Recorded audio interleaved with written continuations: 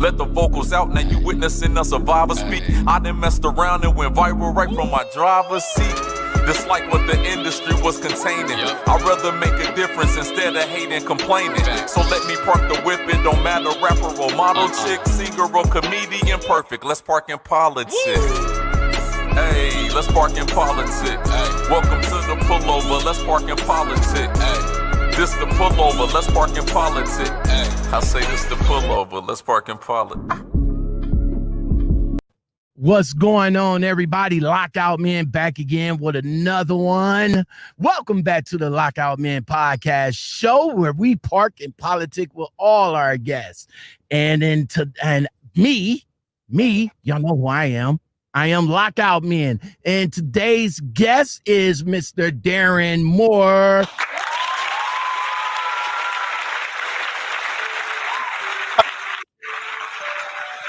Yeah, we gotta stop that. Stop that. Yes, sir. Daryn Moure, what's going on with you, my G? Nothing much. How are you tonight? Man, I can't call it, man. I do appreciate you stepping up in the building and rocking out with me tonight, man. With that said, man, where we at tonight? I live and I am currently on the Jersey Shore right now in Monmouth County. Okay. New Jersey? Yes, sir. So let me ask you, are you like the Jersey Shore type of guy that we see on MTV, man? Nah, not at all. They're not even from here. That's the sad thing about it. I was about to ask you the reality versus perception. Is Jersey Shore is the way MTV presented it back in the day? Was that like true to life of what you guys lived out there? I feel like there's truth in everything. Like, not everything's 100% false, but they take it and then they blow it up. So you do have a lot of the good clubs. People come here for a good time. I guess it's like Panama Beach. You go to spring break places, but this is our life all year round. People come here for the summer. We live it. So it's never a dull moment. Okay, so you said MTV got some non-Jersey people up there to play Jersey people. What did that touch on you when you found out about that? I personally don't care, but a lot of people do. I know a lot of people were getting fired because they're on the show. A lot of backlash was going on. The lines were crazy. I went down there when they were filming, and there's security forever. So some of the clubs that the Jersey Shore cast that was coming in, they pretty much messed up how it was supposed to be. If you put publicity enhances it, I guess, but it's fun no matter where you go. Okay, that's what's up. So what was life like for you? You grew up, you born and raised up in Jersey, or? I was born and raised in Jersey, and then I just didn't know I was like juggling careers. So originally I was going to be a chef. So I went to culinary school, did that whole thing. And then I went to Disney on a college internship, worked in Disney, had a blast down there. Wait, we talking about Disney, California Disney, or Disney, Florida Disney? Florida, yeah. Okay. What was like working at an amusement park of that magnitude, man? It is nothing like you would think. It is not the PG-13 Disney. I'll put it to you that way. Oh, talk to me, man. What's some rated R shit that you can tell us some behind the scenes? This was like I was 21. I just turned 21 in December, and then January 30th or 29th, I went out there. I started my program, and back then, where I was staying in Vista Way was like the number 2 place to get laid in the country or the world besides the Playboy Mansion. Down there in Florida? So they have like housing complexes where they have like international students come in, domestic students come in, and depending on how much you want to pay and how much where it's at, if you get accepted, it's party by day and or work by day and party by night? No, you know, I'm a amusement park connoisseur. I love the amusement parks. I do Cedar Point just about every year. Well, I didn't do it last year because of Corona, and then year before last, I think I missed out on it too. But as I see the people that work there, we only go there like on the weekend and enjoy ourselves, get on the rides and all like that.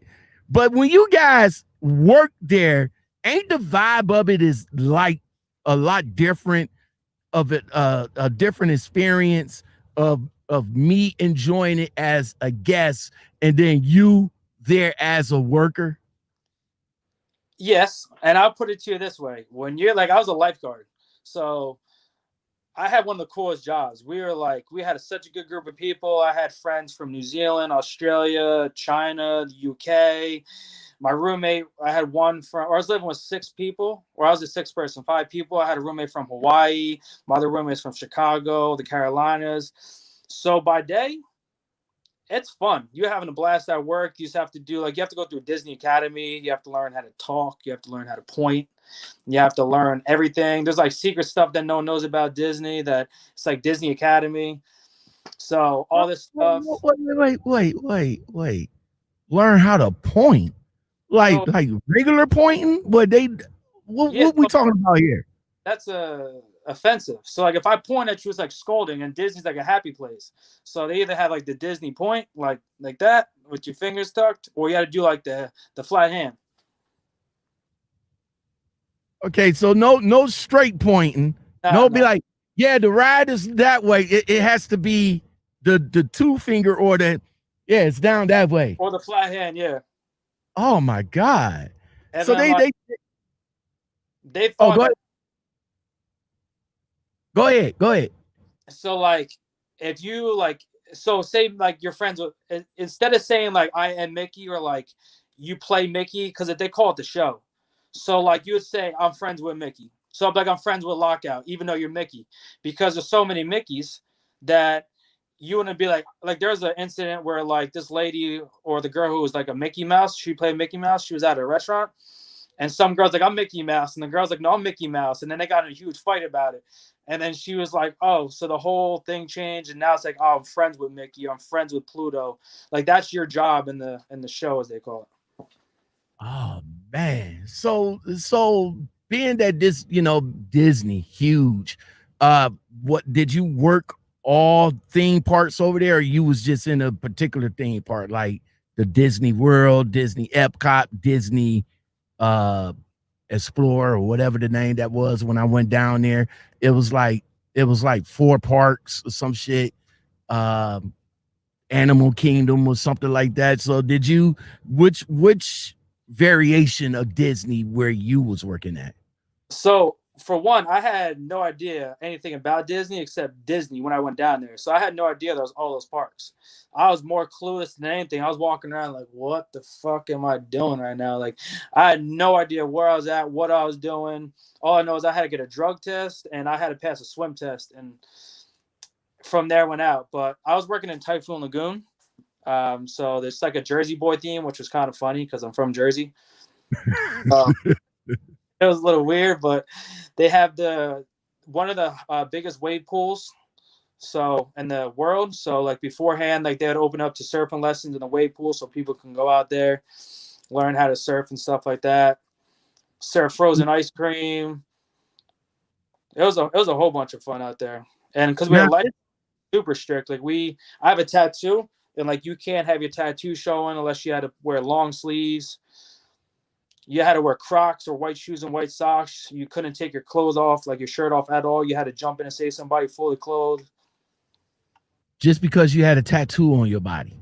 No, that's just in general. But like, no matter what, if you have a tattoo, you have to have a long sleeve or something cover it.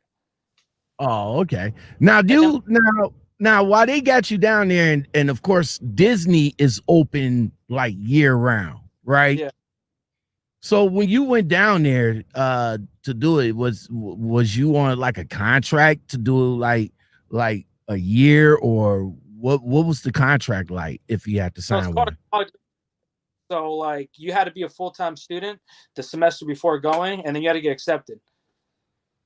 So Okay. I'm taking culinary/criminal justice classes, and then I think I was down there. I was down there from January to March, and then you can, if you're a good worker and like you can extend it, or you can apply to get extended. They have open roles, and I applied, but that was my 21st summer, so of course I had to come back to Jersey and explore the shore. So I had to deny it. Okay. So that was Disney. What was next after Disney? So after Disney, I met friends like I said from all over the world. So then I had a few close friends from Australia, New Zealand. So then I was like, I kind of missed it. I kind of regretted coming back home. So I ended up flying to Australia. Okay. And then like that, ended up moving there like a year or two later. Okay. What you do up in Australia, and what was life like there? Man, life was beautiful. It was super chill. I worked in a pizzeria, so like I was like a server. I was cooking if they needed it, working the pizza counter, and then by day I was working a sales job.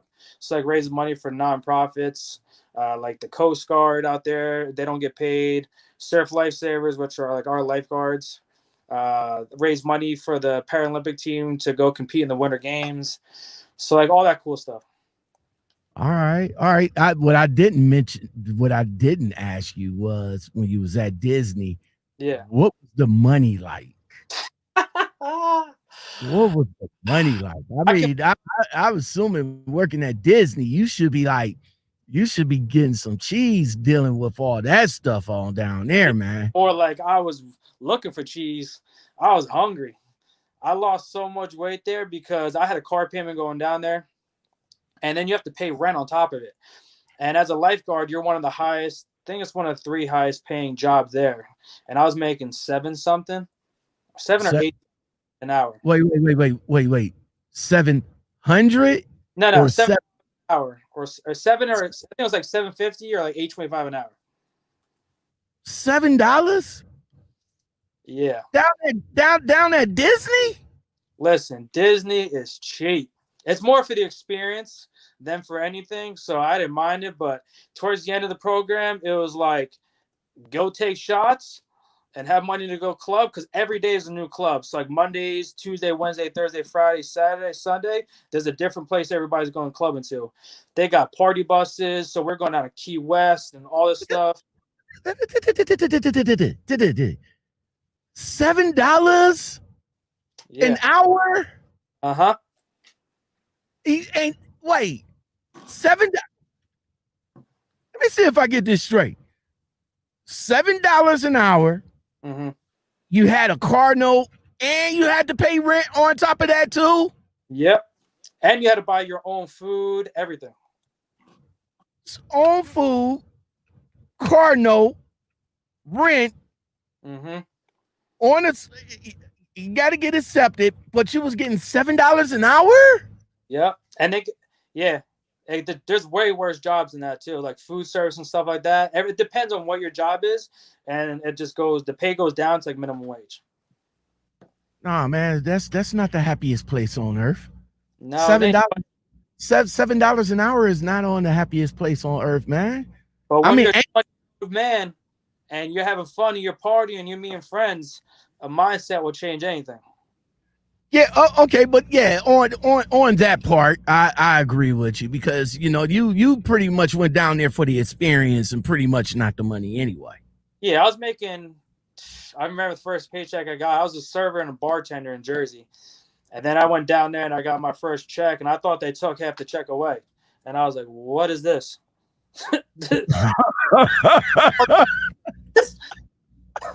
I was like, "No, I'm about to leave." You did that number. What's that show? Better Call Saul, when he put that check up against the window and he was like, "This ain't right." Yeah. It's like when a dispatcher shorts you on miles and you're like, I drove $2,500. I got paid for $2,000. Where'd the other $500 go? It's like you gotta call back. Man, $7 an hour at the happiest place on earth, man. That's crazy. Was you full time down there? Full time? Yeah, I was full time. So you was getting benefits too, then, right? I think they cut out like 38, so like you weren't qualified for the benefits. What? Yeah, there's no benefits. The only thing that did get was because you're like a part-time resident of Florida. If you want to go to like SeaWorld or anything like that, you know how like Floridians have like home member discounts. So that they figured that will be good. So you'll be able to go to places like Universal, SeaWorld, and all these other great attractions down there at $7 an hour, though, bro. Listen, and we're gonna get to this eventually, but this is my biggest thing about trucking. Depending on where you live in the country, CPM should be different. My own opinion, but $7 an hour in Florida, they might be living pretty nice. You can get a nice house for like $40,000. You come up to here. I thought Florida was like expensive. I thought the cost of living down there was expensive. What? That's what I was told when I talked to a young lady that lives down in Florida. I believe she stayed in I forgot where she stayed, but when I talked to her, she told me that cost of living down there is expensive. But I guess it depends on which city you stay in too, because you know she stays in Miami.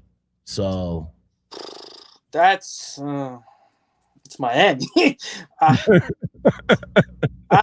Miami once and don't remember much. So did you by chance did you get a chance other than Orlando? Did you get a chance to enjoy the other cities down there like Miami? I'll put it to you this way. Remember how I said we had like party buses? So like there's this dude named Will and then some dude who like was part of him, and like once a month or twice a month they get these big Greyhound buses and you pay and they load them up, and listen, it's crazy. So we went out of Miami. I think the bus picked us up at 5 a.m. outside the Chick-fil-A outside of Vista. Mm-hmm. And then, because we're lifeguards, we were crazy. We would pregame to go to Publix, and we would party to go to Walmart. So we were always feeling good. So we started. Then we took a nap in the morning, and then halfway to Miami, we're like, all right, every mile marker, we're taking shots. Okay, that's what's up. I was about to Miami with a pile full of sand in my mouth. It was like 11:30 in the morning. I was gone. Yeah, about time you got to Miami, you was pretty much fucked up by then. Yeah. I'm still tripping on $7 an hour. But let's move on from there, man. So Australia, though. I mean, wow. I mean, you said it was beautiful out there. Why come back? What brought you back to the States? You ever see that show Locked Up Abroad? Yeah. Well, I didn't want to be on it. Okay, yeah. So it was cool to hurry up and get back before something happened. I got you. I was on working holiday visa, so like over there, you're only allowed to work one job for 6 months at a time before you have to. It's considered like long-term employment. So after 6 months, you have to move on, or you can do farm work, which is where you work on a farm for 3 months in like certain areas. Like I was living in Melbourne, so depending on like what you had to do. You can work like there's a whole list of jobs, but then they give you a number which you can apply to stay for another year. Okay, that's what's up. Welcome to the Lockoutmen Podcast Show, everybody. Thank you for stepping up in the building. And when y'all come in, make sure y'all take your shoes off and hit that like button. You know what I'm saying? That like button, just like my man Wise Al says, it's free. It's free. All you got to do is just hit it once. You don't even have to think about it. Just hit it and go. That's it. Give me the like. Thank you very much. Welcome to the show, Carlos Aguirre. Grier, what's going on, my friend? Teddy the trucker is in the building. What's up? Sean Fairman, what's going on? He says, enjoy your show and great guests too. Thank you very much. Wise Owl in the building. PG Beats in the building. What's going on? He says, oh, hell no, you tripping, bro. He said, I live in Florida and it's expensive. But you got to realize, PG Beats, this is like, how long ago was that, bro? I just turned 29, so 9 years ago. Yeah, so that was 9 years ago, man. So, you know, of course, Florida was a lot different than back then, bro. He also comes back and says $7 an hour would give you a room in a house. That's dang, he said that's dang near homeless in Florida. Yeah, I hear you. We had my roommate and I, so there's 2 people per room, and there's about this much room between beds on the corners. Wow. Sweetest Georgia Peach is in the building. What's going on, little lady? Thank you for being here. All right, man. So you're back into the States. You're back into the States, and now you know, a couple of years ago, you decided to get into trucking. What was the caveat of you deciding to get into trucking? So I was in a relationship at the time, needed money because we wanted to move out on our own. I was working as a server, and I don't feel like I hated it because I've been doing it my whole life. Like I said, I went to culinary school, and I don't like how another human can dictate my wage depending on the service, just because people go in with a fixed tip in their head. So I can give people the same service. If you're cheap, you're cheap. So I was like, you know what? I was watching, it's weird, but you ever see Jamie Davis towing out of Canada? All his towing shows? Nah, but I came from the tow industry, but no, I ain't catch that. Talk to me about that. It was just cool. It's big rigs, and they're doing rescues off the side of mountains, the Copahala and all that stuff. And then people are always on the radio and the CBs hey, listen, Jamie, make sure you keep it real. And I was like, what is this about? You know, what is this industry really about? Because I wanted to do it a few years prior, but I got cold feet, so I backed out of it. Mm-hmm. And then back then, there wasn't, I don't say phones weren't really that big, but there wasn't a lot of information out like there is now. Of course. So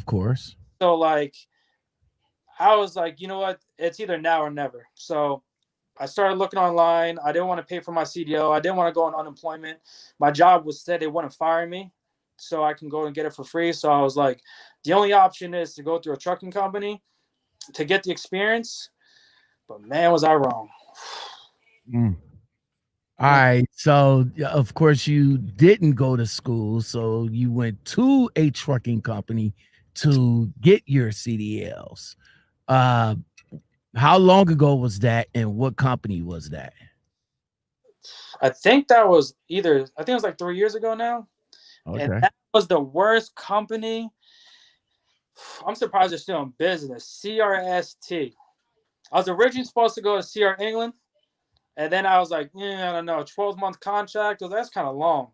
And then I started doing a little research, and I was like, I was supposed to leave on a Sunday. I was like, nah, I'm not going. Did more research. The following week, CRST, it was 10-month contract. I was like, 10 months? I can do 10 months. Yeah. Did some research, and the lady was like, listen, you have 2 options. We either fly you out to Denver. You can get your permit here. Once you get through the trucking school, we'll fly you out to Cedar Rapids, Iowa. After that, you pass the school, we'll put you on a trainer truck. Seemed easy. Or you can stay at home, you can work, live your life. And she's like, I'll send you all the answers to the CDL test. You get your permit, you call me when you pass. Then we'll bring you out to Iowa. So that's what I did. Okay. Passed all the knowledge test the first time I went out.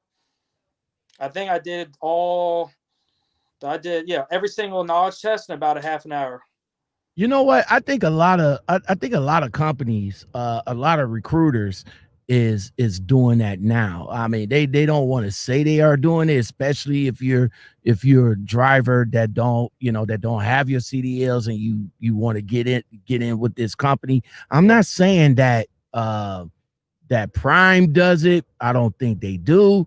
But some other companies, they will, they recruiters will give you like, here you go, bruh. Go ahead, take that. Yeah.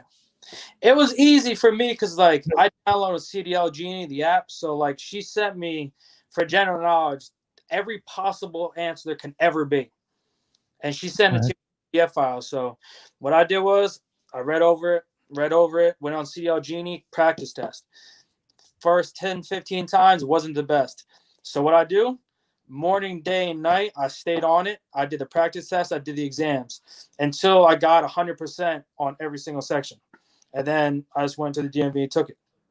Okay. Now once you you got your permit up in Jersey?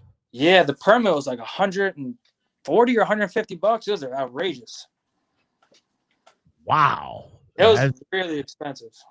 Wow. So once you got your permit up in Jersey, yeah, then you went down to Cedar Rapids, Iowa? Yeah, that was my first time ever on a Greyhound. What was your experience with the Greyhound?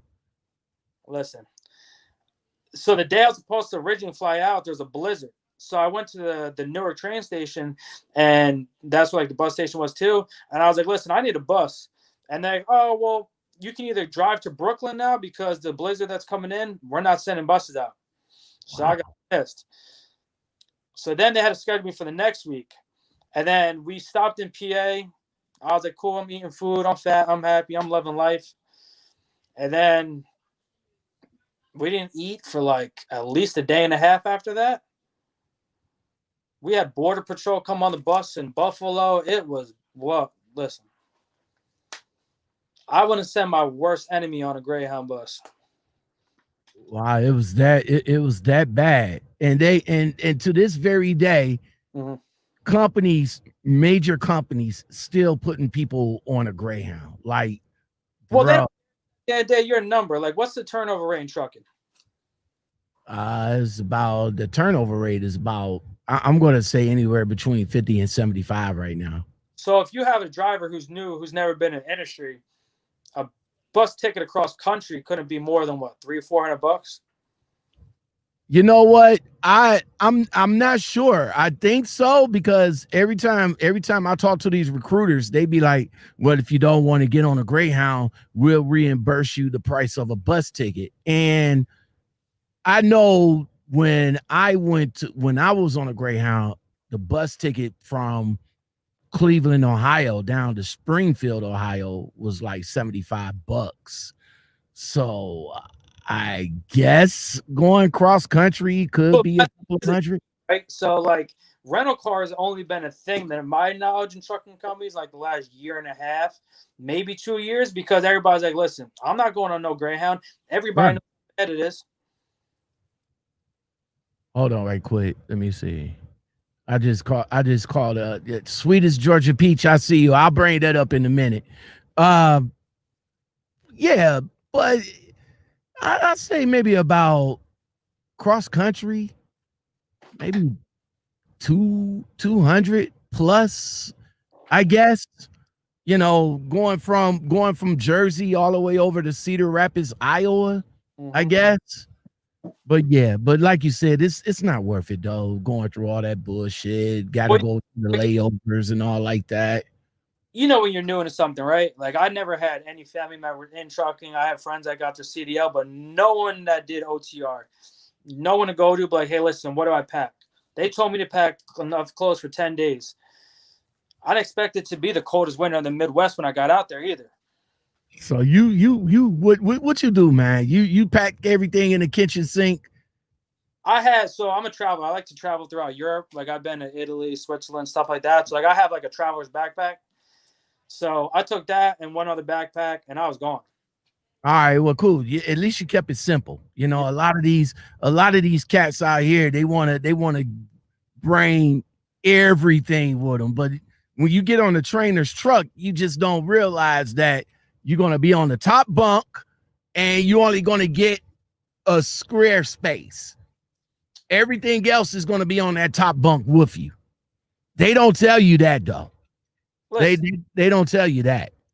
the trucking industry is one of those industries that one, it eats its own. First of all, like people in this industry rather see people not succeed and shit on other people rather than be like, listen, this is what it is from gate.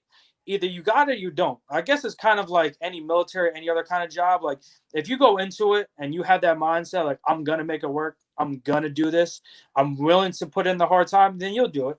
But if you go into it, you're like, I kind of want to do it, I'm not sure, and then you get somebody saying all that stuff, yeah, well, you gotta leave half that here. You're gonna be like, what?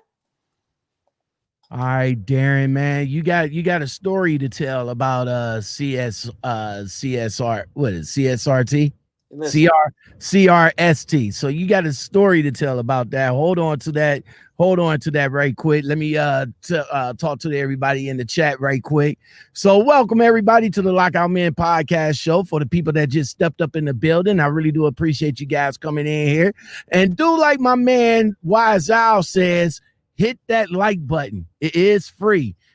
Sweetest Georgia Peach says, she says she caught on from California's 3 days on a Greyhound. I'm over it.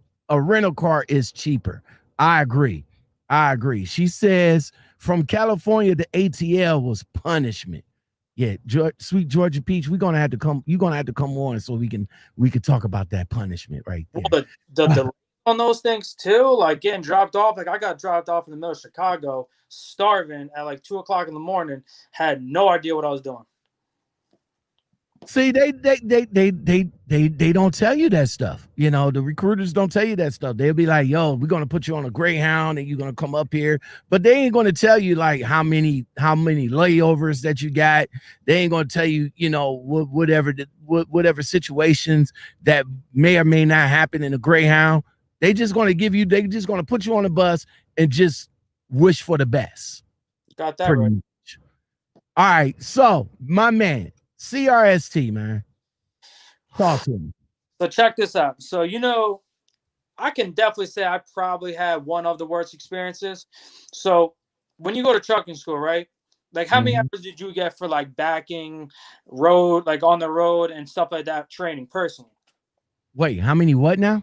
How many hours like were you taught how to back up, how to drive on the road, pre-trip? Like how many hours were you personally taught all that stuff before you took the test? Well, see, I didn't go to a trucking company to get my license. I went to a school. I paid my money out of pocket. So I think the classroom was like 150 hours for the classroom, and then everything else was out on the pad where it was backing.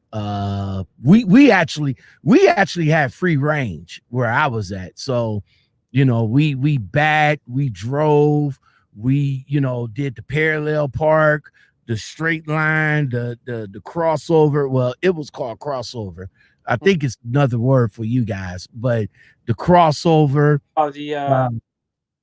I forgot the other word for the cross offset. Yeah.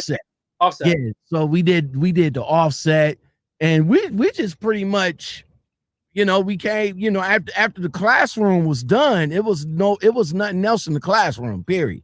So everything else, like I said, everything else was, you know, on the pad. I didn't graduate. I didn't graduate until like the second week of December, because we went there during the night. We did night courses, so we had to extend it because we was only there for like 5 hours or something like that. 5 hours a day. So that was my experience. So your experience, you had a really good experience. Okay, so what was your experience with the school? So the first day you show up there, they give you like your room, and you have 3 roommates. So I was like, whatever, like I'm trying to feel it out, you know, like it looks like prison, like it's horrible in there. So like they have like their own housing commons. So three guys to a hotel room. So they have like their own complex. So yeah, you can call it a hotel room. 3 guys, we all had our own cages. There was like public bathrooms, showers, and stuff like that. 3 guys in one room. Correct. Okay, I would have got used to like the 2 guys in the same hotel room. I wasn't even feeling that either. But 3 guys in the same room, man. Got that right. There's 3 hard legs in the same room, bro. Hey, listen, bro. It's trucking. Oh man. But Wait, how long ago was that? How long ago was that, man? we're on 21 now. Probably 18. Yeah, 18. If anybody that's driving for C or that went to CRST for the school part, I need to know if they still doing that now, man, because 3 guys to a room, I don't think I can handle that. I would have probably had to tell them that, yo, bro, I had to pay for my own room.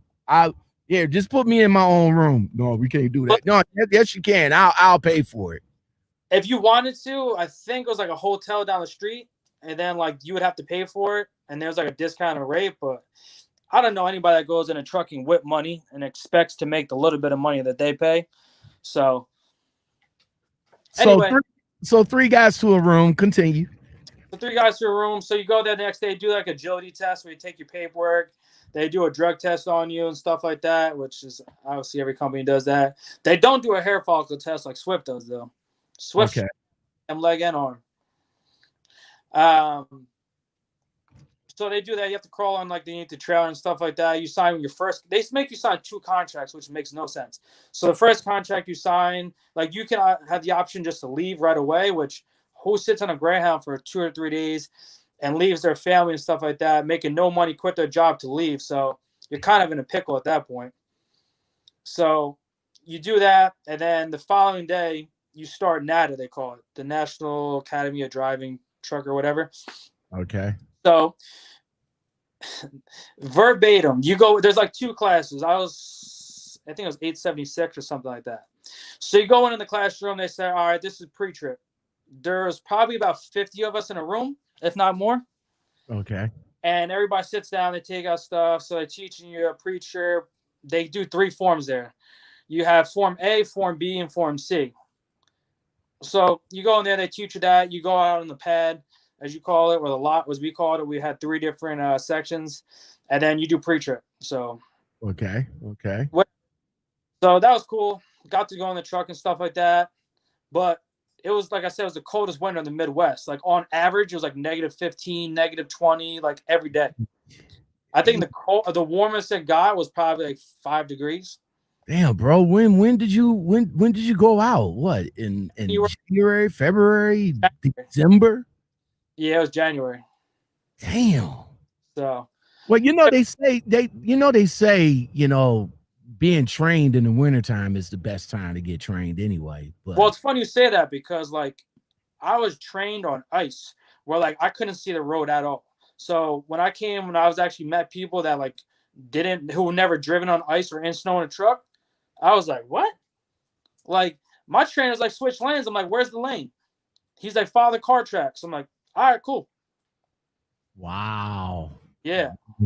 So during your training to get your license, you mentioned the fact that they made you sign 2 contracts. One contract was, of course, for the duration of once you get your license, then you're in the company for 10 months. What was the other contract? No, that's the second one. The first one is that all the money that they paid, so they reimburse you for your permit, they pay for the bus, they pay for your drug test, and like whatever else. So like you have to pay that back to them and your stay too. They made you pay for stay and food. So like whatever the amount was, they deducted out your check. Wait, so they made you pay to stay in a room with 3 hard legs. They made you pay for your food? Yeah, so like every morning they had like a simple breakfast, I guess like cereal and like bread, bananas, that basic stuff. And then every lunch they have like catered lunch, and then dinner is on you. And they make you pay for it. So yes, not in the beginning, but once you get on the truck, they deduct out your paycheck, and so it's all paid off. And how long ago was this? Back in 18? Yeah. Oh man. I So mean that, and then so you get in that or whatever, and then the first time I ever got to drive, it was like backing, right? So like I've driven stuff before. I used to deliver like seafood to Whole Foods and like through New York City, Connecticut, Pennsylvania, like all that kind of stuff, box trucks. I owned a jet ski, so I was familiar with like those tiny trailers, but never anything big. The first time I ever got to go on the road, I was like, how do I turn? He's like, what do you mean? I was like, yeah, bro, you just gonna let me drive? Like, I'm new at this. Like, I'm green. He's like, oh, when the mirror's in the center lane, just turn. I'm like, you sure? Like, there was no like, all right, we're gonna go on the road. Do you know how to turn? Do you know how to make wide turns or nothing like that? It was pretty much like drive. And I was like, what do you mean? He's like, yeah, in the lot, flashes on, don't go exceed 5 miles an hour, drive. And it was me, the instructor, and then 3 dudes in the back seat or females. They like mixed them out. okay, well, so the instructor really didn't do shit. Just Shit. Just drive. Just get in. Just get in and just drive. He ain't tell you how to negotiate lanes. Nope. He ain't tell you about which is wow. Now don't get me wrong. I mean, when I came into the industry and I went out with my trainer, I mean, technically we supposed to already know how to drive the truck. So, I mean, the trainer is thinking to himself like, well, I'm not here to teach you how to drive. Okay. But still, if you still green and you supposed to be a trainer, you're supposed to give them some type of information on how to negotiate the truck, at least. He ain't doing none of that. What sits or with 3 or 4 other people in the truck as well? Yeah, so there's 3 people in the back. So like on the bed, there'd be 3 people, 3 individuals, and then there'd be a trainer in the front seat. And then what you do is you'd leave the yard, you'd come back, you'd go around the town, and then they had a rule where whatever the speed limit was posted, you were 5 miles below it. Wow. So all right.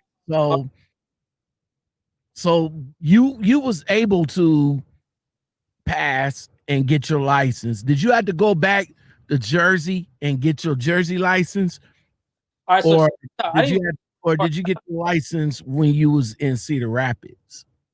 So before I even get to that, the worst part about this whole story was I think it was a half an hour back. So they gave half an hour increments of backing up. And I raised my hand in the class and I was like to the head guy who like ran it. We used to call him Santa Claus. And I was like, when do I actually get to learn how to do the job that I'm training to do? And he was like, look, he goes, everybody here wants to drive. There's only so many of you that can drive at a time. So he goes, I'm going to put it to you this way. He goes, you're going to learn more from being out in the yard watching your fellow classmates drive and back up than you are when your actual self from driving. And I was like, I don't learn like that. I learn from hands-on training. You know what? And that's the biggest issue in trucking, because what they do is they bring in a handful of people. You're not going to, they're going to bring in like maybe about 40, like 30, 40 people. Mm-hmm. And then they just weed out the people that's not going to, that's not going to make it. But still, you got one trainer on maybe 10 or 15 guys. So when he told you that was kind of true. You're not going to get all that time.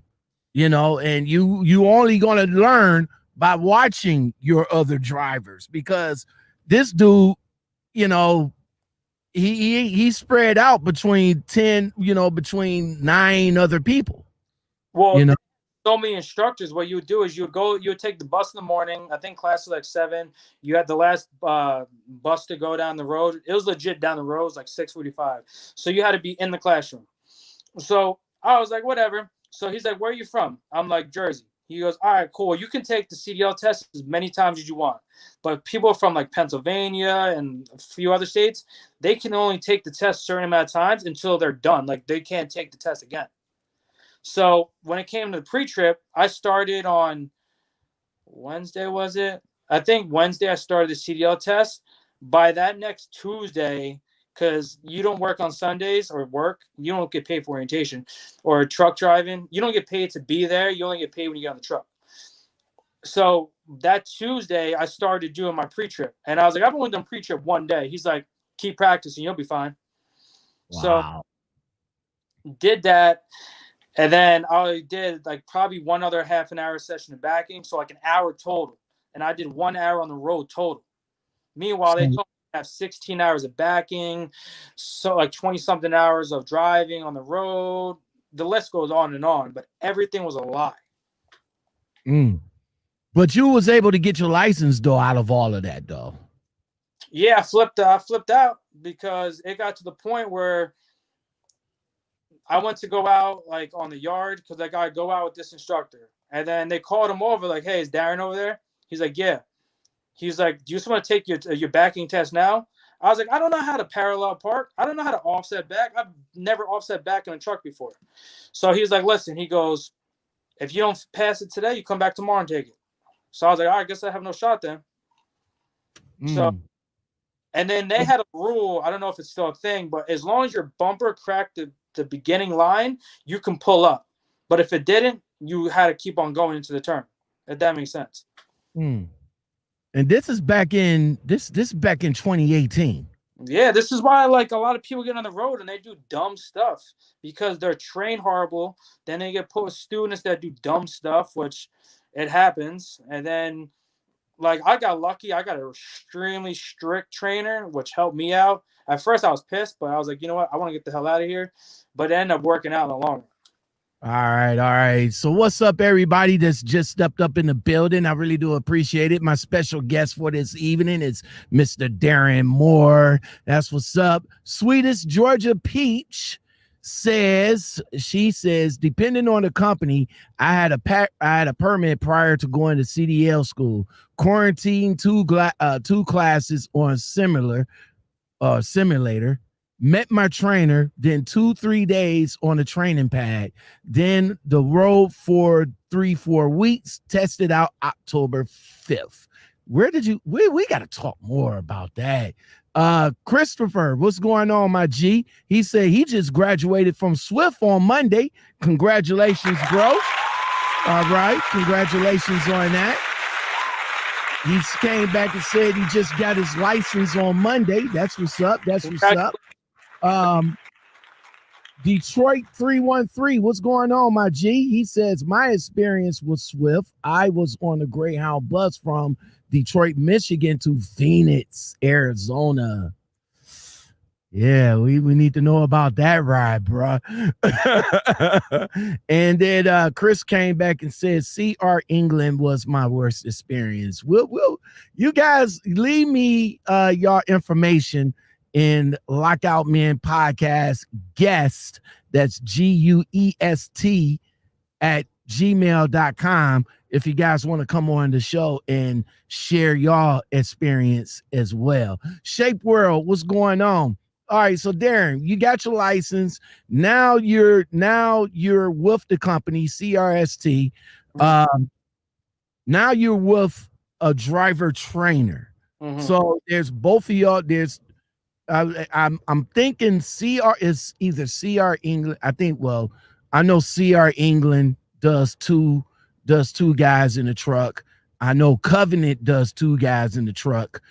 Did CRST do 2 guys in the truck as well, or was it just you and the trainer? So, funny fact, I got to tell you a funny fact about Covenant after. But no, it's just me and the trainer. And every person, like when I got the trainer, this is how strict this trainer was. So I passed my test. You had to pass, like, I went to orientation, and I got a message right after orientation. I got my ID. And this dude was this strict. I wish I had the message to read it. He was like, do you want to be a truck driver? My name's Sandor. I was like, yeah. He goes, all right. He's going to give you one opportunity. He goes, if you want to be a truck driver, you got to dress like a truck driver. And I was like, all right, like, I'm just trying to get the hell out of here. So whatever you want to do. He's like, no baggy pants, no baggy clothes at all. He goes, you have to have boots on. You better have bed sheets. And when I get there, you better be ready to roll. So I was like, all right, whatever. He was like, I'm coming from Ohio. He picked up a Victoria's Secret load in Reynoldsburg, and we're going to California somewhere. Okay. So this is the driver trainer Yeah, that you was assigned to. Yeah. All right. So what was the experience? What was the experience with him when you got on the truck? Because he started making you drive. I mean, look the part. What was your experience with him as far as being trained apart? So at first it was a little weird. He's like, can you drive? I'm like, yeah. He's like, all right, cool, let's leave. I'm like, sweet. So like this dude, like I know like a lot of people skip out on pre-trips and post-trips. I'm a kind of person where like if you're training me, I'll be like, listen, what do other people do bad and what don't you like? Because I'm gonna make a mental note of that. And throughout our training, I'm just gonna check it off. And one thing he said was in the first couple of days, a few weeks, he goes, everybody, they did the pre-trip and the post-trip, and then they got lazy. They didn't want to do it, and they started arguing with me. So I was like, listen, what's the worst thing to do? I'm on this guy's truck for 2 or 3 weeks. I was like, I can't be mad. Like, he's getting me the hell out of Cedar Rapids. So it was cool. He was super, super, super strict to the point of, like, they do a stress test. Or they used to. When I was there, they did a stress test. So for the first 3 days, you drove for 10 hours each day, and the trainer didn't do nothing. Like, he was just there in the passenger seat. Okay. So how long you was out with the guy before you jumped into your own truck? So it was funny. So I signed up I went into a raffle to run the New York City half marathon before I decided to become a trucker, and I actually got granted it. So I think it's the half marathons in April, right? Yeah. So yeah, I ended up running the New York City half marathon. So I actually had to go home after, like, at the end of training. Like, I already finished the training, and he was like, listen, I appreciate you. Like, you're awesome. Like, I thanked him for everything, like, he was super strict, but like he was from Hungary, so he had an accent, and I don't know. It was cool. I had no complaints really, except that like we were at a rest area, and I look over, and this dude's in his boxers on the side of the road tanning. Like, dude shot out. But, like, so you say he was out there doing one of these numbers on you, huh? It was freezing, right? So we finally got to go to Florida. We dropped off a FedEx load, and he's like, "Oh, just pull over at the rest area." I'm like, "All right, cool. Like, I'm tired as hell right now." So he was like, "I'm gonna try to catch some sun." I'm like, "Whatever." Like 20 minutes go by. I'm like, "Yeah, where the fuck is this dude?" I look over. I'm like, "He ain't on the tree. Like, where the hell is he?" I look over on the side of the road where the thing is. This man's like, spread the hell out. Up like he's in France or something. I'm like, bro, what are you doing? My man chilling. How long he was a driver? Did he tell you a little bit about himself as far as how long he was driving and everything? He like escaped communism supposedly in Hungary, and then he came over here, and he was actually going to like the lead driver course. So he was with them for like 2 to 3 years. Oh, okay. So this was a pretty good driver. So the experience was pretty good. All right. This way, the way I had to learn was, and I don't think they train you like this anymore. He let me use no GPS. I had to only use the Ray McNally. I couldn't listen to music when I was driving. It was just me, bro. Right, that's what's up. Now, as far as the GPS, yeah, I'm going to need the GPS, but I know how to do the Ray McNally map too. But yeah, I need a GPS, man. I need a GPS. But this sounds like he's an old school driver, man. That's what's up. We need to be honest, we need more drivers like this cat, man. I mean, he made you dress the part. He made you look the part. He made you do what the driver is supposed to do. Listen, he took pride in it, and he looked at me the one day, like towards the end, and he's like, "Listen," he goes, "You can get another trainer if you want." He goes, "It happens all the time where like you won't be with the same trainer for like the whole duration." And I was like, "Listen, this dude had me crawling on the trailers as they're loading me up, looking at the air tank in the back of the trailer, which no one realized to bleed. So like the sediment gets on there. This dude had me checking airlines, flushing my tanks out. Like, you want to talk about learning the truck? I learned the whole entire truck. Like, we were changing headlight bulbs that went out in Connecticut. I had this dude hanging out in his boxers, like in New York City, because I almost hit a bridge. Like, this dude was hanging out the thing. Like, you good? Like, listen, we've been there, done that, and we learn respect from each other from it. Man, is y'all still cool to this day? Y'all better be. I hear from him occasionally. He's busy, so I try to say, like, thank you, like, I appreciate it. When I ran the New York City Half Marathon, he was still in town, so I went back up there to say thank you again, and we went out and stuff. So, all right, so you told CRST, you said, yo, I got my marathon to do. Let me go ahead and knock that out. You knocked out the marathon, the half marathon. That's a half marathon. That's how many miles is that? 13. I know the 5K because I run that all the time. The 5K is 3 miles. Yeah. What is the half marathon? 13. Oh. And the thing was, I never ran more than 5 miles in my life. What made you decide to do the half marathon? So when I was younger, I lost 100 pounds when my brother died. So I felt like, because I lived near the beach, so I ran the beach, drank water, because I was known as like the fat kid in town. Like, they called me fat ass. So I was like, you know what, for here on out, like, I made a promise to myself to make a better life. So anyway, fast forward, I got into working out and stuff like that. So friends worked out, and I was like, you know what, this is fun. You get to like brainstorm, you get to zone out and just run. And I'm into CrossFit. I do competitions here and there. So like Tough Mudders, I travel for Spartan races. So what's the harm? All right, that's what's up. That's what's up. The half marathon man right here. What's going on, everybody? Chaplain Screech is in the building. What's going on? He says, good on this driver, man. Digging the show tonight. And after reading the title, I wasn't going into this with going into this one with high expectations. That's what's up, man. That's what's up. So you was with CRST, and 4 months in, you decided to, you said, bump all this. What was the reason why you left before your contract was up?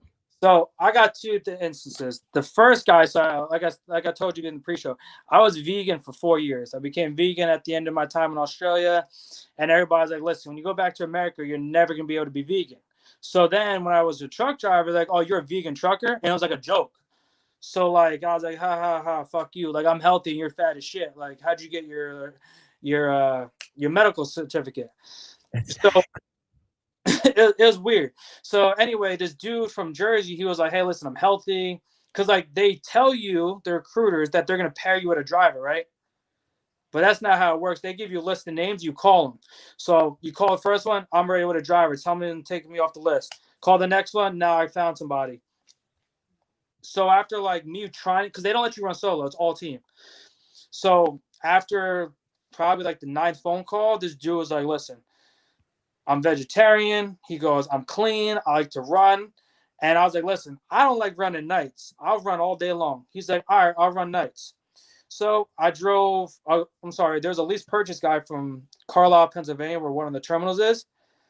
He didn't want to drive to Jersey, so I had to drive a rental car from here to Oklahoma City to meet this dude. Okay. So I went out there and met the dude.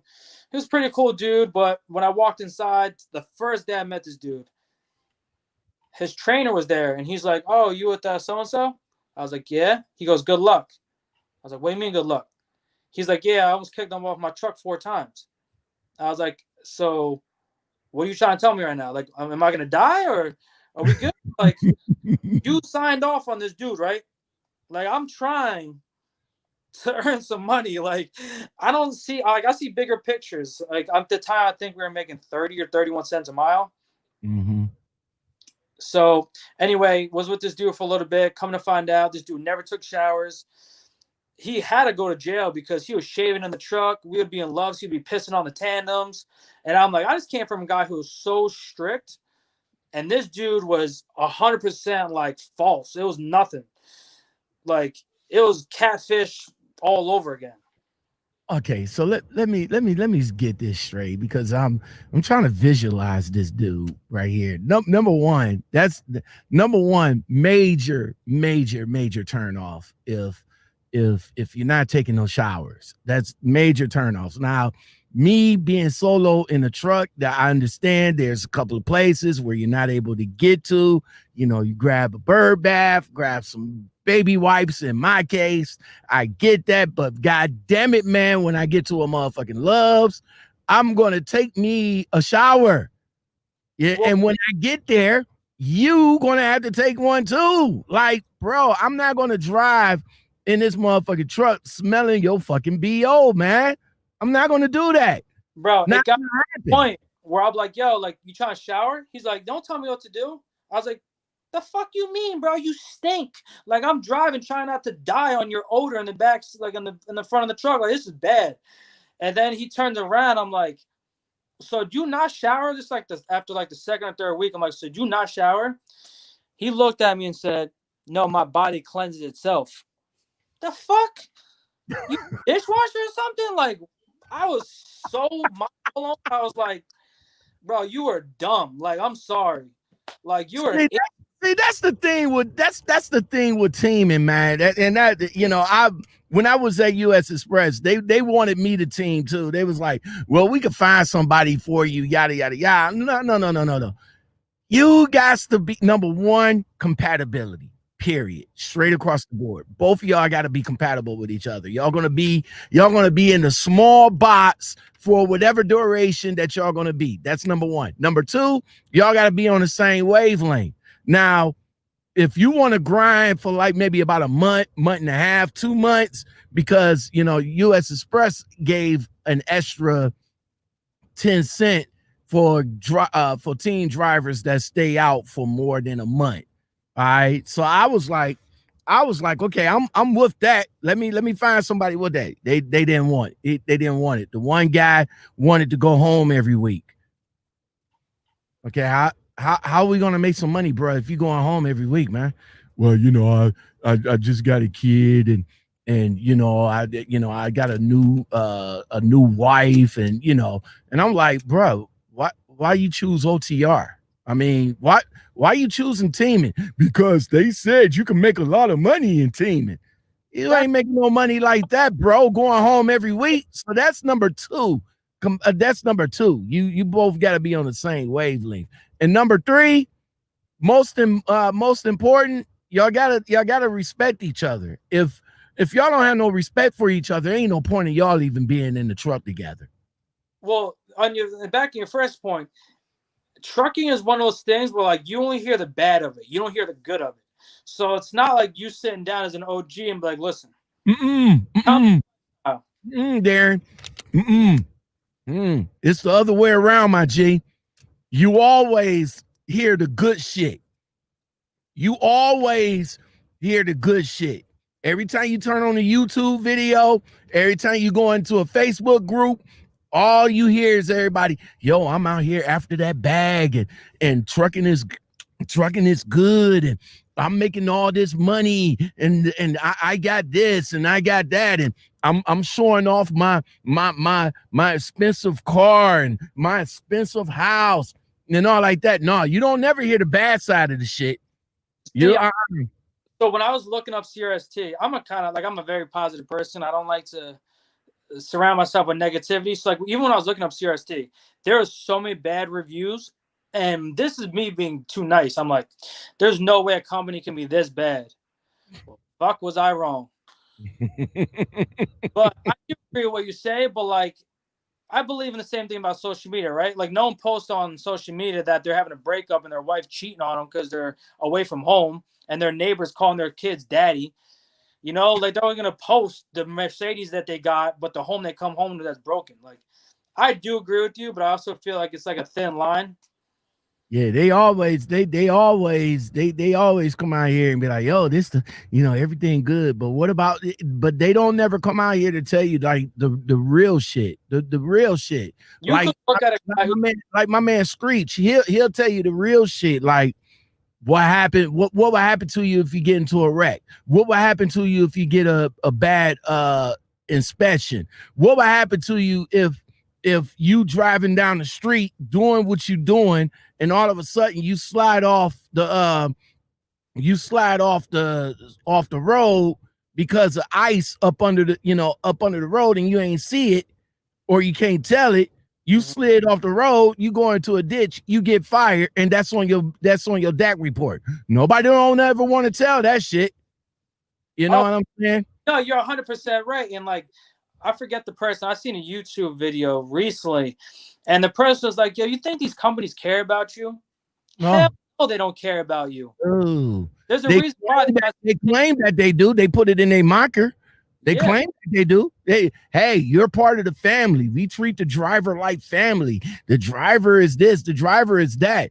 But as soon as your ass start missing them loads, start missing them appointments, start complaining, start saying what you're not going to do, they're going to show you the door real quick. You need to say that louder for the people in the back, because I laugh all the time where it's like PTL, it's like employee-owned company, or crate. It's like the most valuable asset is the driver sitting 60 feet ahead. It's like you don't give a fuck about him because you're paying him $300 and you're making $6,000 on the same load.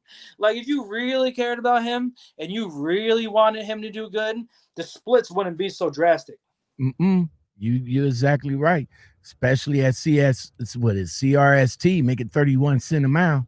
It was every time I see one of the drivers, I'm like, man, thank you. All right, so how long did that relationship last before you decided to, X him out and get with somebody else? The final straw. I hope no one's eating when they hear this. So the final straw was we were coming through Alabama. And we're in a construction site. And homie woke up and he's like, yo, listen, I got to go to the bathroom. I said, that's cool. I said, we're coming to a construction site right now, slowing down. Give me like 10, 15 minutes. He goes, no, I can't hold it. I said, well, you got no choice but to hold it. He goes, I can't. I said, the fuck you will. So next thing you know, he goes, nope. This dude shuts the curtain. I'm like, all right, maybe he went back to bed. Next thing you know, I hear, and I get a whiff.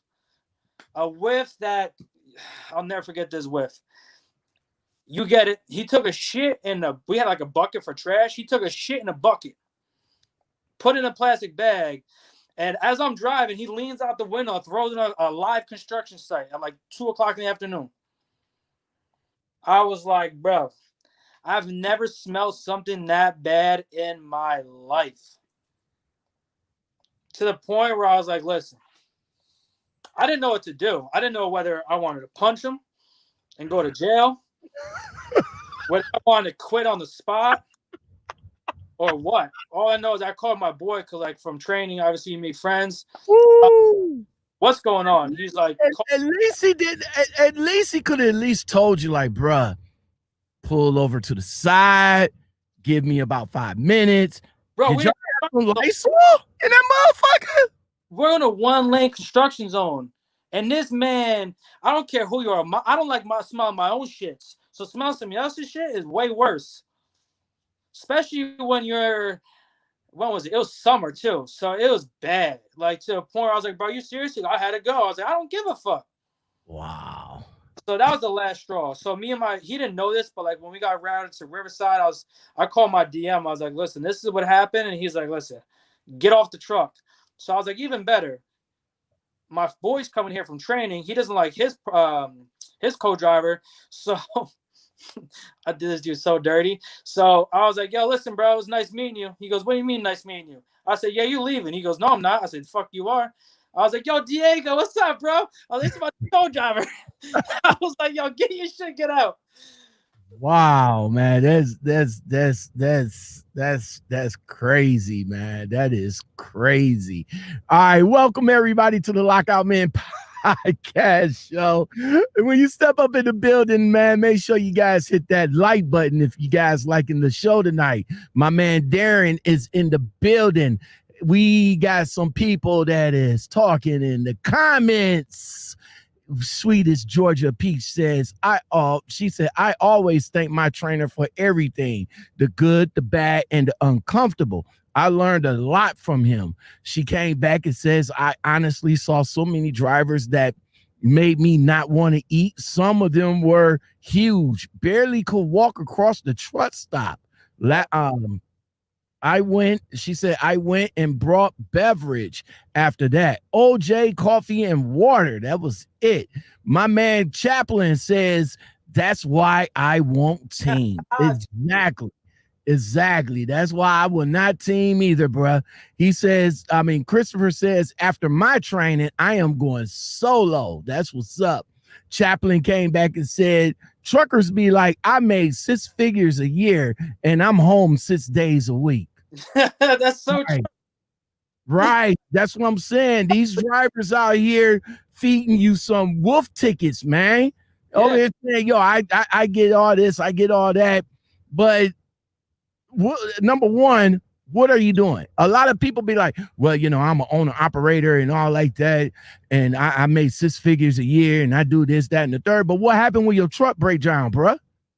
What happened if you get into what happened if you get into a situation that when your truck break down and you sitting at home and your truck is in the shop for about a week or two? Then what? What? You'll come back on YouTube, do a live video talking about, well, I need help. My cash app is such and such and such and such. It would be greatly appreciated if you guys help a brother out. But bro, a couple of videos ago, you were saying that you was all happy, joy, making 6 figures a week. What's up, though? Listen. Go ahead.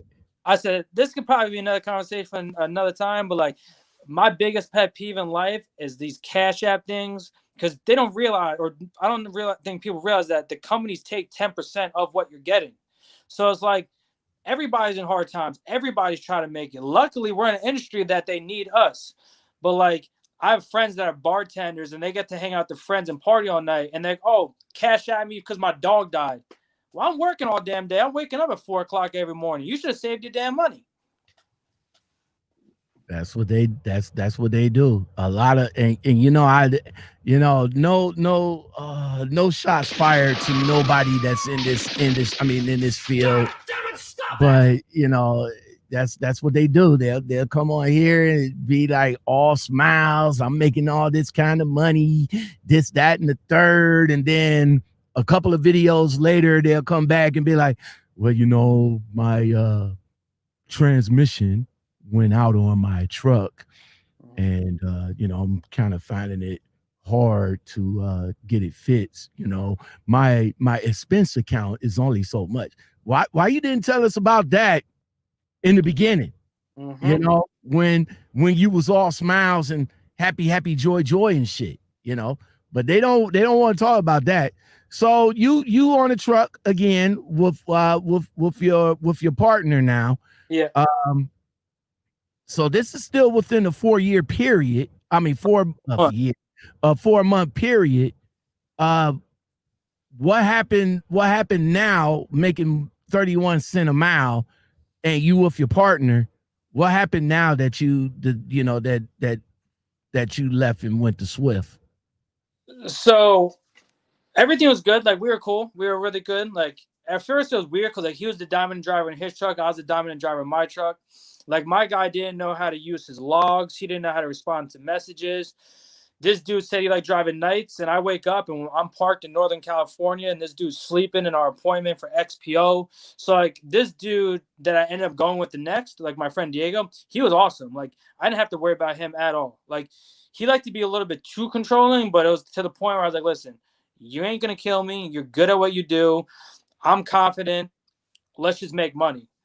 And then the way they worked is every month you're there, you went up a penny. Mm-hmm. So everything was great. Like, the one thing is, like, our DM Dimitri, he was super cool. So he lives in Florida. My co-driver at the time lived in Florida, and I lived in Jersey. So what we did was 1 month we would stay at my house, and then my DM would pay for a flight for Diego to go home. It was like $150. And then the next month the truck would be in Florida, and then I would fly home to Jersey, and then he would reimburse us the 150 or whatever it was for that. Okay. So he said we were his number one team. We were running real hard. So if you was doing that, bro, why you left? So the amount of money I was making wasn't living up.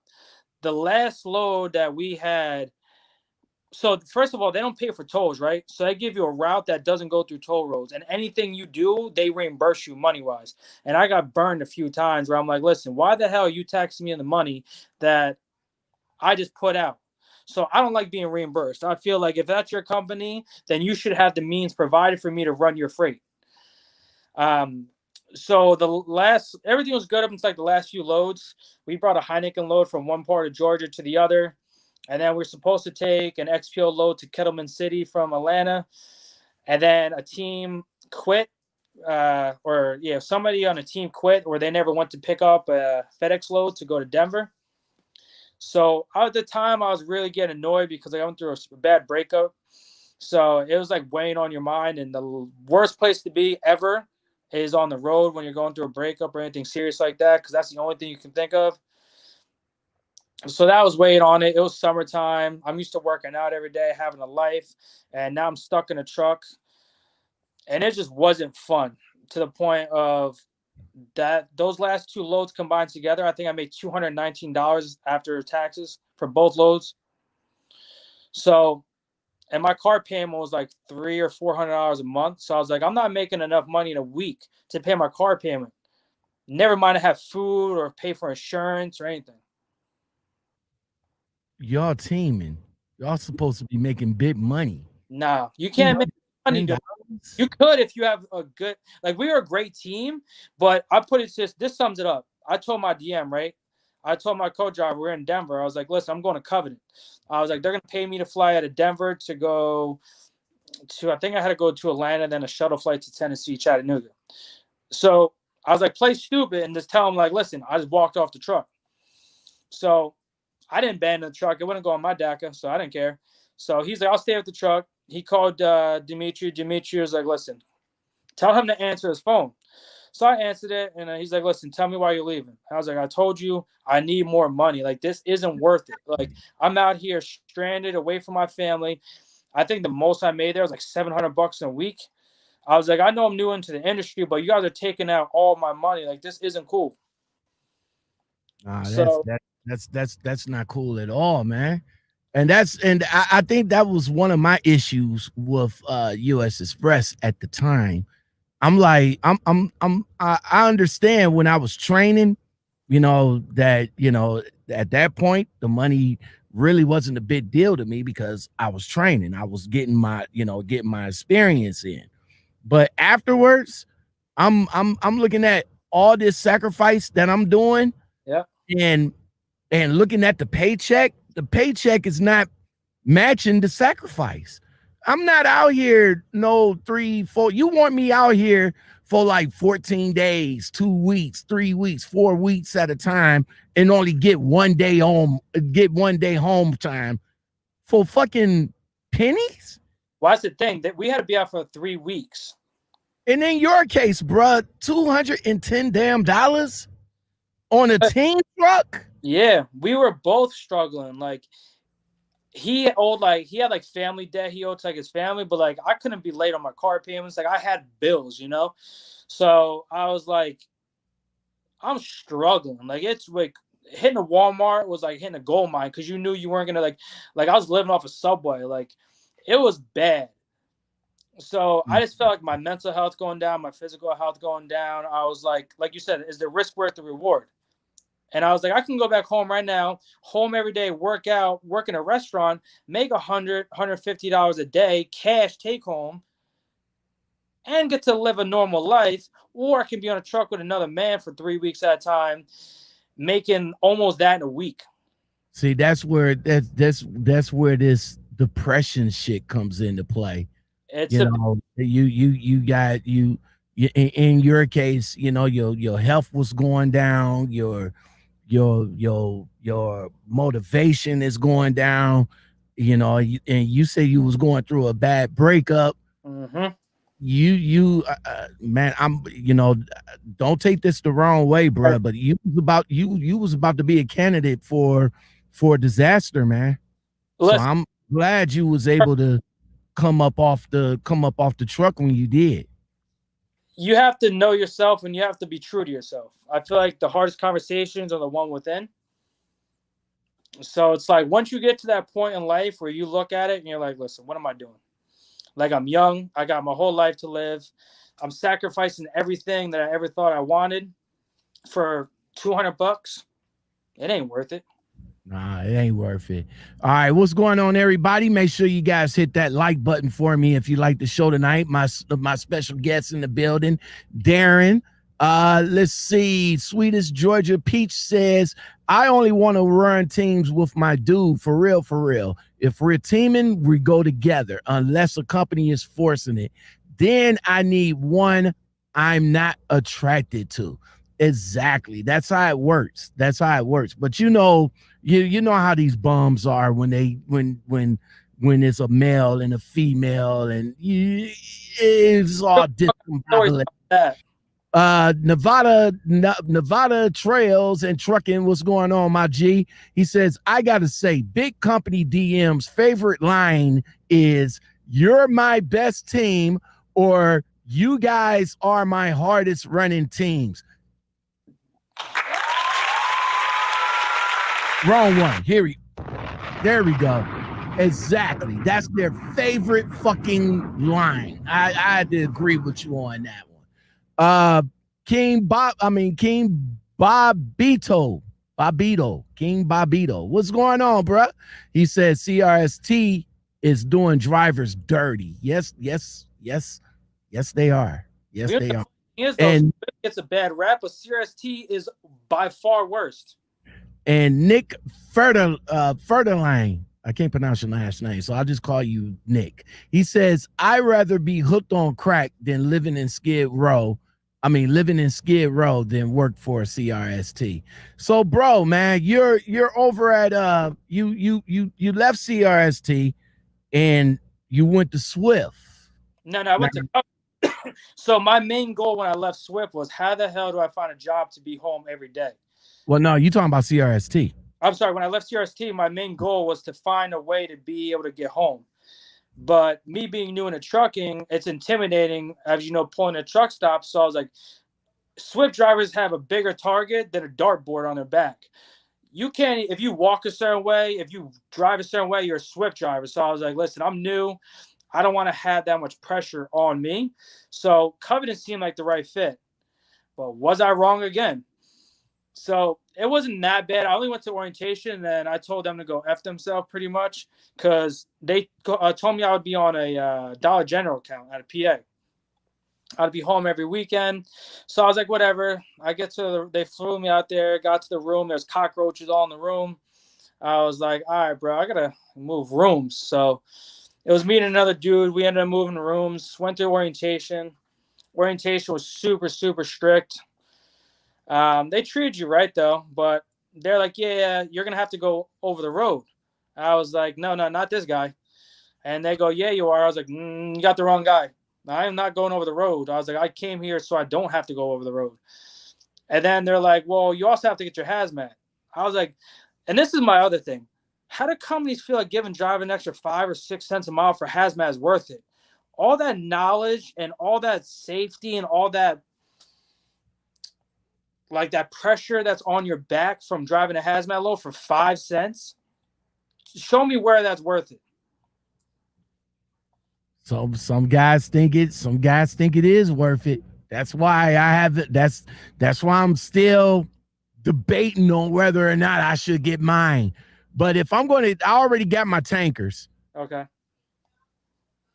If I go to get my hazmat, I'm going to drive a tank. That's the thing. Yeah. Period. Mm-hmm. So if I'm going to do that, I got this one company. They don't require hazmat, But if I want to drive a tank, I want to have my hazmat. So I will be getting that very not well sometime in the near future, because like I said, I got my tankers and I want to start taking advantage of my tankers. But bro, you were Covenant, the recruiter puts you on a Dollar General account. Did they tell you that it was a driver unload, all that good stuff? And like that's the thing, I love working out. Like my one thing that I hated was like driving. I don't like driving for the fact is like you become so stagnant. Like my lead driver always said, you make your bed when you wake up in the morning, right? I said, yeah. He's like, all right, cool. He goes, because if you make your bed every morning, that means you're showing attention to detail. So that means you're not gonna skip your pre-trip. You're not gonna skip whatever it is, right? So when it comes to driving, I was like, I'm just feeling lazy. Like, like you're just sitting there. My hamstrings are getting tight. I just felt like very blah. Like touching my toes felt like a miracle. Like it was bad. So I was like, working out, this is fun. Like I get to unload 53-foot trailers. Like this is so cool. I had a red lanyard when I went in there. I thought it was a shit. Like experience the first 3 months. Woo! I got a red lanyard. I'm not gonna do that, bro. Yeah. When they told me, they was like, well, you could make more money, working the Family Dollar. I'm thinking like, oh, okay. It was like, yeah, you make more money and all like that. And then they'd be like, well, it's a driver assist or no, driver unload. And I was like, wait, what do you mean driver unload? Like driver unload what? Oh, well, you gonna have to unload the trailer. Oh, I'm thinking like, oh, okay, what with the wheels? The stuff is gonna be on the wheels and stuff. No. They showed us that video, and I was like, bruh, put me on OTR. Fuck that shit. Did you have to do the pull test with the bar? I had to do the pull test. I had to walk across with 250-pound weights, all that shit. Yeah, they showed us they made us do all of that first before we saw the video of what we actually have to do. Yeah. And then when I saw the video, I was like, fuck that. Put me on OTR. If I would have seen the video first, I wouldn't have went through all of that shit. They would have the gimmick, right? So the Dollar General account, you actually have the rolly carts. The Family Dollar account is the one you have to unload every parcel. Yeah, you had to put the little rack together and all that shit. All right. They walk through factory shit. We have to slide the boxes into the store. All right, so Covenant done on the Swift. So what's up with Swift? Listen, Swift, I still don't get why Swift gets such a bad name. I had the best time ever at Swift. So they offered me 54 cents a mile. So I went from 31 cents in like June or July to make it 54 cents like 2 or 3 months later. Okay. And it was a Wal-Mart account. So like I was only doing New Jersey. I was doing Pennsylvania, Maryland, Delaware, and orientation was super easy. I did the driving test. I was always scared, like being a new driver, driving into a new, going to a new company, having to do the backing test and thinking you're not going to get the job, So I'm like, listen, Swift drivers have the worst reputation. So I was like, I can't do anything worse than they do. So the only thing I didn't do was get out and look. But I was like, bro, if I just back that trailer in there with 3 months or 4 months experience, not getting out and look, and that trailer looks like you just did it, I was like, I think you should give me a high five for that, not ding me on the little safety checklist. Nah, bro. I'm gonna have to give you I'm gonna have to ding you because you're gonna have to get out and look regardless. That's the thing. Regardless, you're gonna have to look, bro. Regardless, like especially if you're doing it in front of the instructor or whatever. Now, once you get out here, then because there's a lot of drivers that don't fucking get out and look, and I wish they do. But some cases you don't have to, some cases you have to. But yeah, bro, I'm gonna have to give you a ding for that. But you in Swift? Are you still with Swift? No, so I left there. I was there for like 6 months. I was making great money. They offered me, I think it was a $3,000 sign-on bonus. So the way they did was cool. So it's 54 cents a mile, and then you're paid empty or loaded. So like you just go to the store, and because you're Walmart, they have to unload you before anybody else. Right. So it was super cool, and like you got paid for backhauls too. So your first stop on the trailer is $10. If every stop after that is like $15 each stop. So not only are you getting 54 cents, you're getting paid per stop on top of it. Right. That's with Walmart. I did a Walmart account. It's sort of like a parallel for what I did when I was at US Express, but we got paid like $30 per stop. The first stop was free, but I had like a 3-stop load every day. So the other 2 stops was the second one was the first one was free, second one was 30, and the third one was 50. So we was getting that, we was getting the CPM, we was getting paid per stop, all that good stuff. Yeah. That paycheck was nice, bro. 1,500 a week take home is the regular. That paycheck. And I was home every weekend. I was never farther than 3 hours away from my house. So if anything happened, I just drove home. So why you left Swift, and where you at now? So right now I'm doing I work for a utility company. So I drive a dump truck. I was recently at a flatbed company because like I'm a kind of person wherever I like think of something that challenges me and I come back to it, I always do it.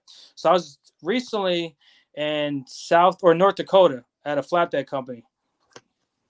And then that was OTR. They promised me I was taking home $1,200 a week. But this is what I was talking about at pre-show. They were charging me 46 cents CPM, right? Mm-hmm. I don't know if you feel the same way. You live in Ohio. I live in Jersey. Depending on where you live in the country, certain amount of percentages or CPMs are better or worse. So like 46 cents in North Dakota, they feel like they're giving you a fair shake. 46 cents here to be OTR? No, you ain't really making it. You say you're not making it at all up there. All right, what's going on, everybody? Thank you for being here. I really do appreciate you guys. Make sure you hit that like button if you like the story. My man Daryn is in the building, and we got some people that's talking. PG Beats says, best thing I ever did was get my own truck. Money's better and drive when I feel like it. That's what's up. Nevada has a question for you. He says, Daryn, YouTube trucking videos.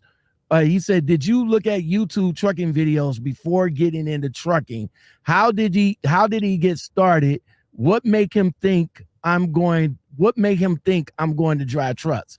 All right, you're gonna probably have to go back in the replay to figure, to watch when he did say something about how he got into trucking. But Daryn, answer this part right here. Before you went to CRST and you did your research, was YouTube part of that research? So like I said in the earlier, there wasn't a lot of YouTube from my knowledge out then about getting bad. It was all like, this company sucks, don't go here. This is good, I like it. This sucks. So it wasn't really like, this is what you can expect. So it was like the amount of information now, like I follow a whole bunch of YouTube truckers where like I gained more information probably yesterday than I did doing my research because the information wasn't relatively available out there. All right. PG Beats says company ain't bad if you go out with the right one. Smaller companies treat me great and way more money. I agree with that sentiment right there. Sweetest Georgia Peach says, aren't tankers manual? Not all of them. Not all of them, Sweetest Georgia Peach. Nevada says, yeah, current case, me and my wife guaranteed 3,400 miles a week minimum, 74 cent CPM. Who we plan to lease with? Who we plan to lease with? All right, my fault. I probably might be talking a little bit too fast. PG Beach says, Nice. Me and my wife will team as well. Better to get truck outside the company. Try Lone Mountain. And I heard about that, especially if you guys thinking about buying a truck. A lot of people says they like to go with Lone Mountain. I heard Schneider too. I heard Schneider has some really good deals too. Like you can get some really good trucks on like a lease there, and not even drive for Schneider. Just like the trucks they have. All right. And Nevada Trails and Trucking says, are you teaming with Swift? You just mentioned that you're not even with Swift no more. So you with a construction company driving dump trucks? Yeah, so when I was with Swift, I was a solo and it was a blast. Like I said, I recommend anybody to go there that is confident. Like I went from being a pretty good backer in my estimation to I was blindside backing around buildings. Like you're doing a whole bunch of like at Covenant they had us do a I don't know what they call it, like a blind turn where like you pretty much go to a jackknife, you know, and you bring in like a 360, like you're doing a whole bunch of maneuvers. So I wasn't teaming with Swift, and I think I hold probably 2 Swift trailers. The rest of it was Walmart. But anybody that's looking to get a lot of money, get treated well, and they tell you in orientation, we're not here to make you a good driver. We're here to give you like an opportunity to make money. And they're the first people to tell you that. All right. Now, of course, you know, Swift does get a lot of bad reputation. And I tend to think of it as because of the bad trainers that's training the new guys. And that's what I think. I mean, I don't think Swift is a bad company. Some people is making bank over at Swift. And Swift is also a company, like if you're looking to get into trucking and get into a school, the Swift Academy, from what I have read and from who I have talked to, is a pretty good trucking school. So no shots fired at Swift, man. Sweetest Georgia Peach says she recently got offered 70-cent CPM gig on a 1099. I can't see doing that. What do you think, Lockout? I'm not a fan of leasing, but leasing is more for if you're going to get in there to make your money. It's not to stay. All right. Get in, get your money, and get out. 70 cent a mile is a good is a good thing. I believe the trucking company VL Trucking is offering 70 cent a mile at 1099, but I think that's on the company side, if I'm not mistaken. On the lease side is a bit more. So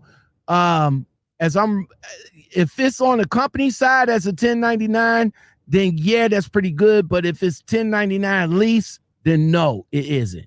But only use that for only use 1099 companies just to go in, make your money, and get out of it. Don't stay up in it.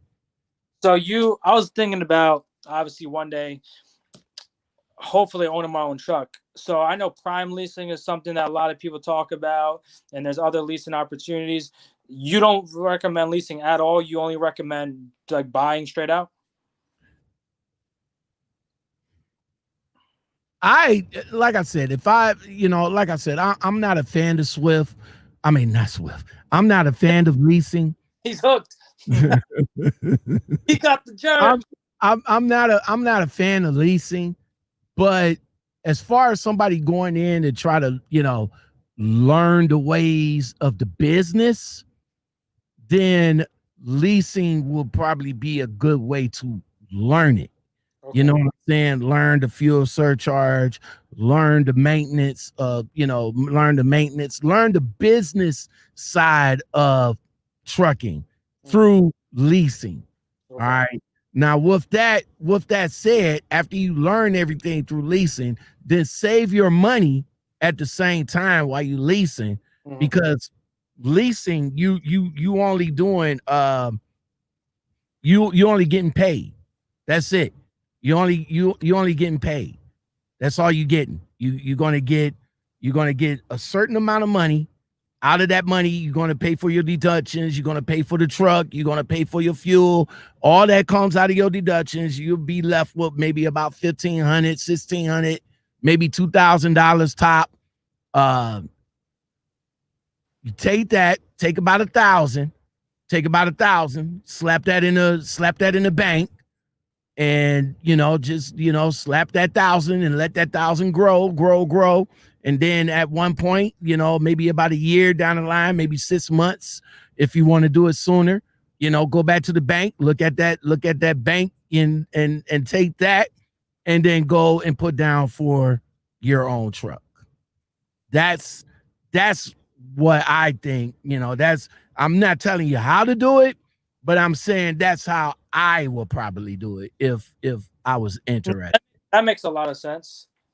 If I was interested. Yeah.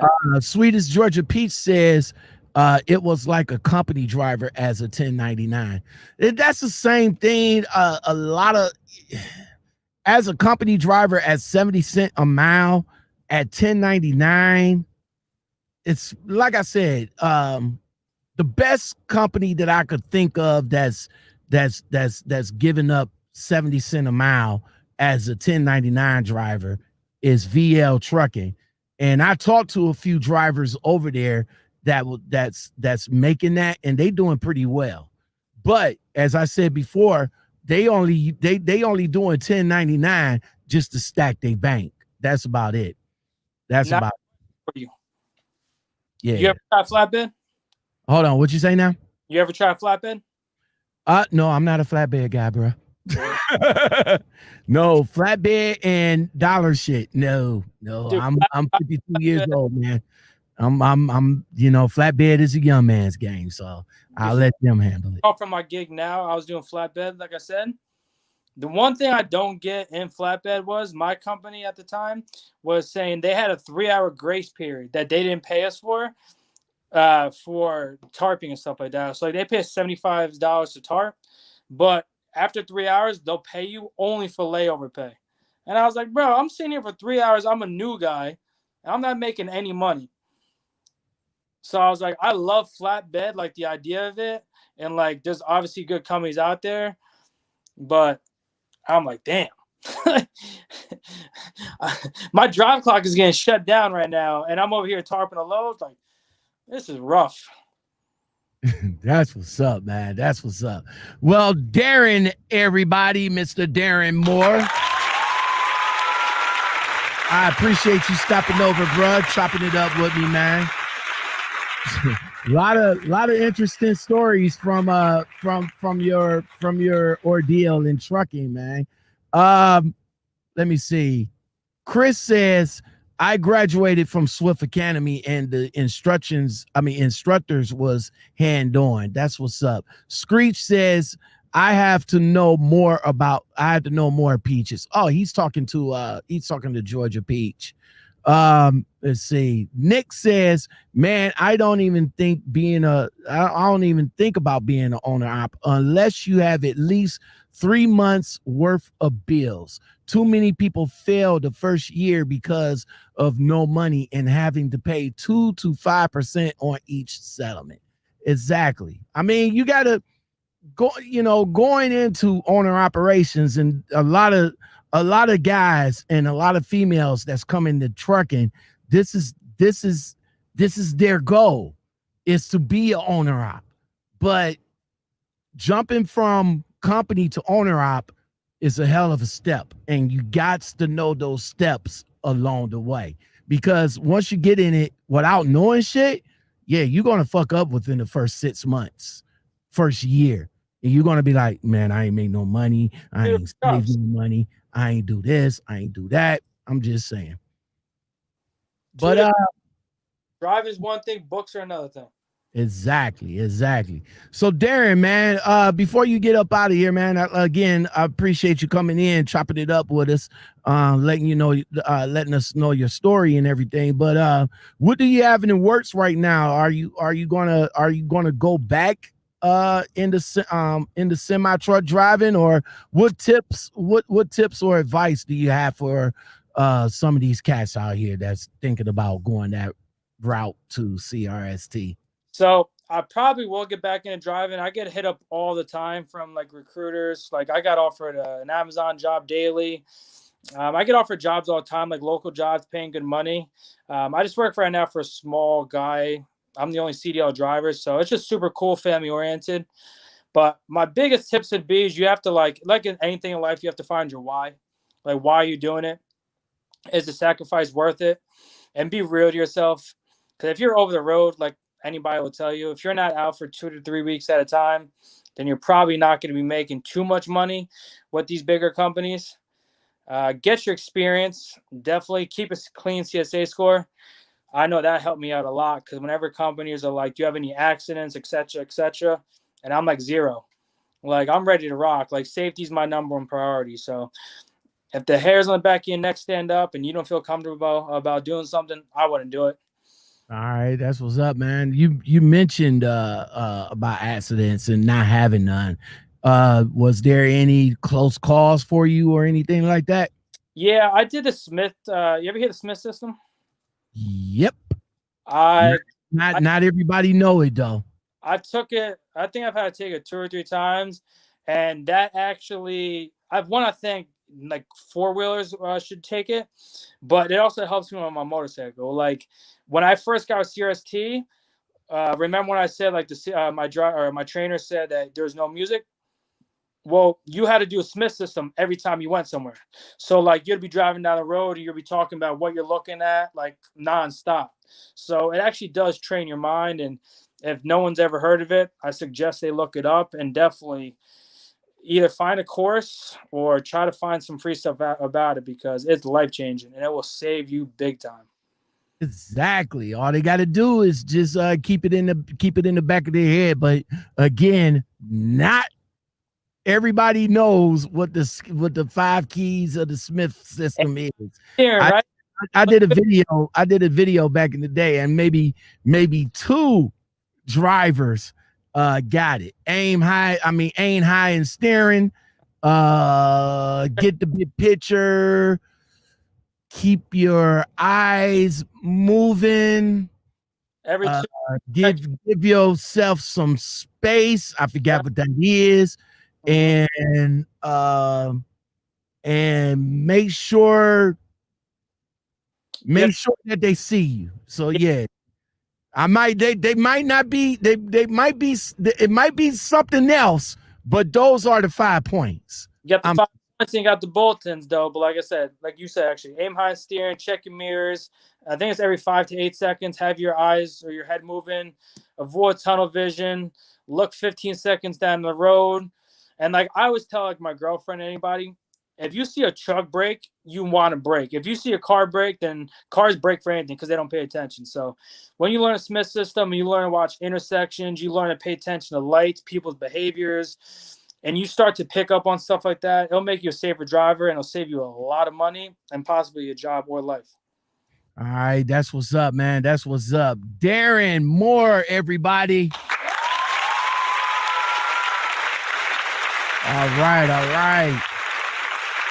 Well, bro, man, I appreciate you stepping up in the building, man, and chopping it up with us tonight, man. So you're a citizen now. So if you have anything else that anything in the future that you wanna chop it up about, man, let me know, and we'll definitely get into the step back up in the building and we'll chop it up, man. I appreciate you having me. I hope everybody's safe out there. Keep the rubber side down and Happy New Year. All right, that's what's up, man. Hang tight. I'll talk to you in a minute, bro. Cool. All right, everybody, that's going to do it for this episode of the Lockoutmen Podcast Show for Thursday, January 14th. Man, the year is just ticking away. Already the middle of the week, man. Just think, we only got a couple of more weeks before February and about 4 more months before the summertime. Let's see if this summer will make it happen, man. I appreciate everybody in the building for stepping up. Make sure y'all hit that like button, man. You know what I'm saying? If y'all like the show and like what I do, make sure you hit that like button. I really appreciate it. Shout out to Nevada Trucking Nails for giving additional information. Yes, he does have a YouTube page. Shout out to his YouTube page. As a matter of fact, Daryn, are you still here? I am. You have a YouTube page, right? We didn't touch on that. What's your quick synopsis of your YouTube channel, right quick? So I'm a adrenaline junkie. I like to live my life, like I have an active lifestyle. So this is just a few videos about me. I bought a drone to make travel videos, me on my motorcycle. The last one is me and my girlfriend on our one wheels, which are the electric scooters. And then I want to put out more trucking content, but work right now has just been so crazy that I'll get around to it eventually. All right, so you guys could go over to Daryn's Ride Through Life. Make sure you hit that subscribe button and that all button so that you guys could go ahead and follow my man. Hey, I appreciate you touching on that, Daryn. All right, everybody, that's going to do it. If you like content like this and more, don't forget to like, subscribe, comment, share, hit that bell and that all button and that like button. Yo, forget everything else. Just hit that like button. If you like content like this, consider joining the community. You know what I'm saying? The tier is $1.99. Fuck it. Just give me that for something to drink, man. That's all I do is drink. I drink coffee, but it's not coffee. I drink a lot of tea and a lot of water. But I say coffee because it's what it is. It's coffee. I'm just saying. All right. I'll come back to you guys again with the next one. Y'all have a blessed night, and I will talk to you later. Peace. Cause baby, once I'm gone, I ain't coming back. You gon' have to settle with another man. But when you realize, don't be running back. Ain't no sunshine when I'm gone.